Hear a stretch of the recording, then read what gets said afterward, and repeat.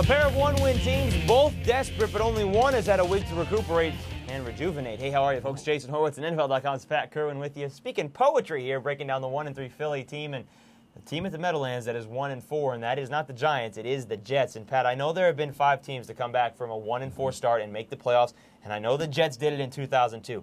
But when you look at this team defensively, it doesn't look like there is any way that this is a team that can win 6 games, let alone make the playoffs. Well, I'm not going to get totally desperate with them, but they are up against it in this game. You're dealing with an Eagle team that's coming off a bye, a team that desperately needed the bye. And what did they get during the bye? They got L.J. Smith, their matchup tight end, back. They got Brian Westbrook back, and they got Lito Shepherd back. So you've got an Eagle team now as close to full strength as you can possibly have, and that spells trouble for the Jets. So when you're talking about that Eagles offense, which now also you talked about Brian Westbrook, who is the catalyst for this team, what do the Jets have to do defensively? What are they trying to take away? Well, they're going to look at this game and they're going to say, look, when you get after McNabb and he's been sacked once every 7 pass attempts, bad things happen to the Eagles, and they're going to look very closely at that Giant tape. They're going to see that double inside blitz pressure scheme that rattled Donovan and flushed him out of the pocket, and he made mistakes, and he got sacked 12 times. It's going to suggest to them to get the pressure stuff going. The problem is now that L.J. Smith's out on the field. L.J. Smith wasn't there before. When you start bringing those guys, you're leaving L.J. isolated in single coverage. He's a very good player, and he will be able to beat them, and you're going to end up giving up some big plays.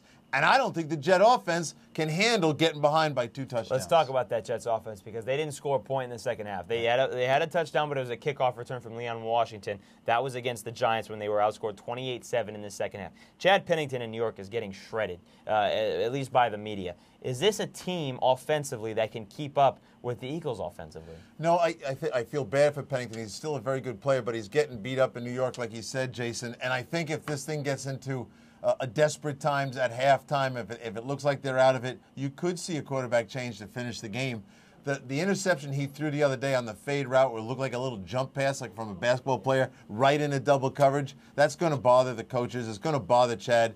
But when they get down in the red zone, those are the kind of plays they try to make. And I don't think they can make it, but I think without that offensive line being able to really run block, we're not getting full use out of the kid they got from Chicago. It's a couple, and that being Thomas Jones, and it's a couple of teams that are desperate for a win, and I think we both agree that the Eagles are the team that should come out victorious in this one. But let's see what the computer thinks. It is the AccuScore prediction, 10,000 tests, all mathematical, 10,000 results, and here's what it has to say about this game. And AccuScore has 61% of the time, which is a little bit closer than we thought it would be. 61% of the time the Eagles came out on top. I agree, and I know that Andy Reid's got a great reputation off buys. We all know about that. He's got his team back where he wants them, and he's refuted all those rumors that he was leaving during the season or after the season. He's the coach. I think they got back on stable ground. Here's a team I'm looking for to come off a bye and look like a team that should be making a playoff run the next month. Well, you talked about his history with buys. 8-0 lifetime following the bye, and the Eagles have never lost to the Jets. 7-0 there against New York. So they're trying to continue those streaks beginning at 1 p.m. Eastern. For more on this game or any other in Week 6, be sure to stay with CBSSports.com and watch everything all over the CBS Audience Network. For Pat Kirwan, I'm Jason Horowitz. Take care.